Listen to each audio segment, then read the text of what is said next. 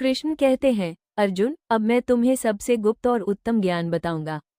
ये ज्ञान राजविद्या है, सबसे श्रेष्ठ विद्या, और राजगुह है, सबसे बड़ा रहस्य। इससे तुम दुखों से मुक्त हो जाओगे। ये धर्म सिंपल है, करने में आसान है और नित्य है। लेकिन जो लोग श्रद्धा नहीं रखते वो मुझे नहीं समझ पाते और जन्म मरण के चक्र में घूमते रहते हैं। मैं इस पूरी सृष्टि का आधार हूँ। सब कुछ मुझ में स्थित है, पर मैं सबसे परे हूँ।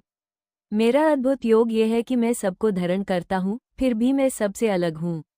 अर्जुन, योग के अंत में सब प्राणी मुझ में विलीन हो जाते हैं और योग के आरंभ में मुझसे ही उत्पन्न होते हैं।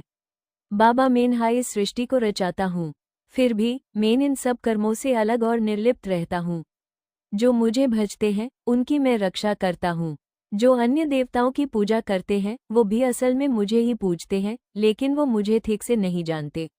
मैं सब यजनाओं का भोक्ता और फलदाता हूँ। जो देवताओं की पूजा करते हैं वो देवताओं को प्राप्त करते हैं। जो पितरों की पूजा करते हैं वो पितरों को पाते हैं। जो भूत प्राणियों की पूजा करते हैं वो उन्हें ही पाते हैं। और जो मेरी पूजा करते हैं वे मुझे ही प्राप्त करते हैं। जो कोई मुझे प्रेम से एक पत्र, एक पुष्प, एक फल या जल भी अर्पित करता है, मैं यूं स्वीकार करता हूँ, क्योंकि मैं भाव को देखता हूँ, वस्तु को नहीं।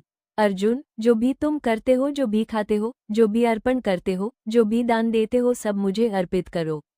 ऐसा करने से तुम कर्म बंधन से मुक्त हो जाओगे और अंत में मुझे प्राप्त करोगे। मैं सब प्राणियों में समान हूँ, ना मुझे कोई प्रिय है, ना कोई अप्रिय। लेकिन जो मेरी भक्ति करते हैं मैं उनमें स्थित हो जाता हूँ और वे मुझ में। यदि कोई पापी भी पूरे मन से मेरी भक्ति करता है तो वो जल्दी ही धर्मात्मा हो जाता है और शांति पाता है। अर्जुन, तुम निश्चय से जानो, मेरा भक्त कभी नाश नहीं होता। इसलिए चाहे कोई भी हो, स्त्री, वैश्य या शूद्र, अगर वो श्रद्धा से मेरी शरण में आता है तो उस परम गति मिलती है। तो ब्राह्मण और योगी तो निश्चय ही मुझे प्राप्त होते हैं। अर्जुन, ये संसार दुखमय और क्षणभंगुर है। तुम मेरा स्मरण करो, मेरी भक्ति करो, अपना मन और बुद्धि मुझ में लगाओ।